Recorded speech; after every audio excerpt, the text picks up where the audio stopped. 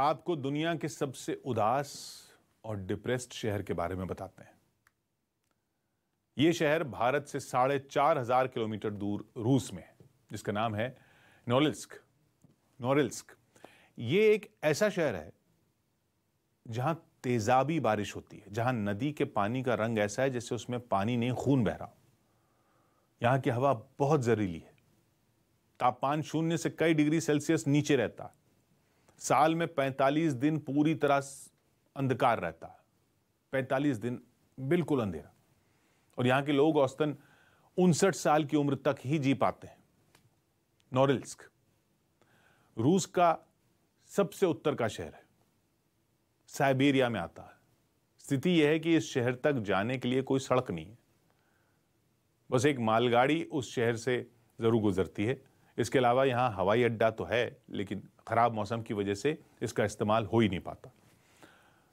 आपको लग रहा होगा कि ऐसे शहर में तो सिर्फ इक्का दुक्का लोग ही रहते होंगे, लेकिन ऐसा नहीं है। इस शहर में 1,70,000 लोग रहते हैं। अब विडंबना यह है कि इतनी खराब स्थिति के बावजूद यहां के लोगों की मासिक आमदनी 77,000 रुपए से ज्यादा है, एवरेज, जबकि रूस के लोगों की औसत मासिक आय सिर्फ 57,000 रुपए है। इसका कारण यह है कि यह शहर जहां है वहां निकल, कॉपर और पैलेडियम का दुनिया का सबसे बड़ा भंडार है। यह वो बहुमूल्य मेटल है जिसका इस्तेमाल कई तरह के पुर्जे और बैटरीज बनाने में किया जाता है। इस शहर के ज्यादातर लोग यहां की एक फैक्ट्री में काम करते हैं जिसका नाम है नोरिल्स्क निकल। लेकिन ज्यादा आमदनी के बावजूद यहां रहना आसान नहीं है, क्योंकि इस फैक्ट्री से जो जहरीली गैस निकलती है उससे यहां की हवा बहुत प्रदूषित हो चुकी है। इस वजह से यहां अक्सर तेजाबी बारिश भी होती है, पानी के स्रोत भी जहरीले हो जाते हैं। यहां का तापमान अक्सर -30 डिग्री सेल्सियस के आसपास रहता है, इसलिए यह जहरीली हवा यहीं ट्रैप होकर रह जाती है। और यही वजह है कि पूरे रूस में लोगों की औसत उम्र 69 साल है, तो इस शहर में औसत उम्र सिर्फ 59 साल है। इसी तरह इस शहर में एक नदी भी मौजूद है जिसका नाम है दल्दिकिन, जो कि खूबसूरती के बजाय डर का केंद्र है। नदी का पानी एकदम सुर्ख लाल है, जो लोगों को डराता है, और इसका कारण है प्रदूषण।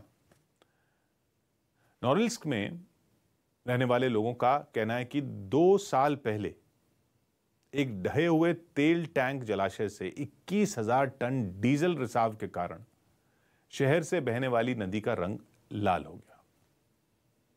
इतना डीजल चला गया। इस शहर में मौजूद निकल प्लांट से 2 मिलियन टन से ज्यादा जहरीली गैस निकलती है, जिनमें nitrogen oxide, carbon, sulphur dioxide ये सब शामिल है। जहरीली गैस से बनने वाले दबाव के कारण यहां पर बारिश का स्तर भी काफी खराब है। बारिश के पानी से यहां के 80% पेड़ दम तोड़ देते हैं, बारिश से पेड़ मर जाते हैं। वहीं 47% लोगों के स्वास्थ्य पर बुरा असर पड़ता है। यही कारण है कि नोरिल्स्क रूस का सबसे प्रदूषित शहर बन गया, जो कि दुनिया में टॉप 10 सबसे प्रदूषित शहरों में एक है। हालांकि नोरिल्स्क शहर में मौजूद फैक्ट्रियां रूस की जीडीपी में 2% की हिस्सेदारी रखती हैं, लेकिन फिर भी इस शहर को आधुनिक सुविधाओं से महरूम रखा गया। यह शहर न सिर्फ दुनिया का सबसे उदास शहर है, बल्कि कमाई के लालच में लोगों की जान लेने वाला शहर भी यह बन गया है। और हो सकता है कि इस शहर की कहानी देखने के बाद आपको अपना शहर पसंद आने लगे, चाहे वहां कितनी भी परेशानियां क्यों ना हो।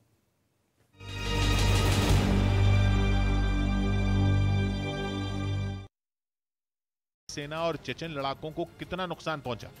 इस बीच पूर्वी यूक्रेन के डॉनबास पर कब्जे के लिए जारी जंग में उस वक्त पुतिन की सेना को बड़ी कामयाबी मिलती दिखाई दी जब खबर आई कि यूक्रेन ने लुहांस्क के सेवेरोडोनेत्स्क शहर से अपनी सेना हटाने का फैसला कर लिया है, जहां करीब 3 हफ्तों से भीषण जंग जारी है।